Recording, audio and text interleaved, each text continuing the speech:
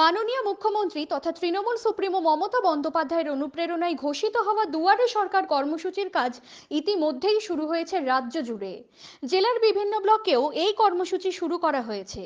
শনিবার ডোমকল ব্লকের 12 নম্বর জুরানপুর জিপির কুশাবাড়িয়া হাই স্কুল মাঠে দুয়ারে সরকার কর্মসূচির কাজ শুরু করা হলো।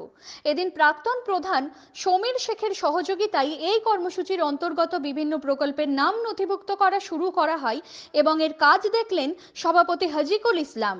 এদিনের এই কর্মসূচিতে উপস্থিত ছিলেন বিভিন্ন আধিকারিক, এসডিও, বিডিও, আইসি সহ অন্যান্যরা।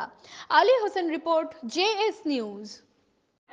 এই যে দুয়ারে সরকার যে এটা চালু হয়েছে, এখানে জোরানপুর জিপি এ যাবৎ সবচেয়ে ভালো একটা ক্যাম্পে পরিণত হয়েছে আমাদের। এখানে এ যাবৎ প্রায় 700 থেকে 800 জন রেজিস্টার করে ফেলেছে।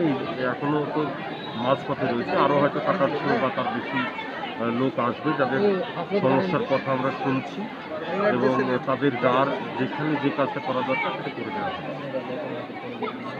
11 দফা আছে, এটা দেখুন আমরা টাঙিয়ে রেখেছি। এবং সেখানে স্বাস্থ্যসাথী থেকে শুরু করে ঐক্যশ্রী, রূপশ্রী সবগুলো স্কিমই রয়েছে, গভর্নমেন্টের যে মুখ্য স্কিমগুলো, সেগুলোর যা দরকার পড়বে সেখানে। এর বাইরেও যেগুলো আমাদের এই 11 দফার মধ্যে নেই, সেগুলো আমরা যদি কেউ আসে তার সমস্যা সমাধান করি। মানুষ কোনটা বেশি করছে এই প্রোগ্রামের এই মধ্যে? মুহূর্তে স্বাস্থ্যসাথী, খাদ্যসাথী সবচাইতে বেশি মানে কার্ডের জন্য তারা অ্যাপ্লিকেশন করেছে। অন্যান্য স্কিমও যথেষ্ট গুরুত্ব সহকারে আসছে মানুষ। বার্ধক্য ভাতা, বিধবা ভাতা এগুলো কেমন জমা পড়ছে? তুলনামূলক এদের থেকে একটু কম। যারা জমা দিচ্ছে তারা সঙ্গে সঙ্গে আমরা নিয়ে নিচ্ছি, প্রসেস করছি। আপনার পরিচয় বলুন। আমি শরৎচন্দ্র বিশ্বাস, জয়েন্ট ভিডিও ডোমকল।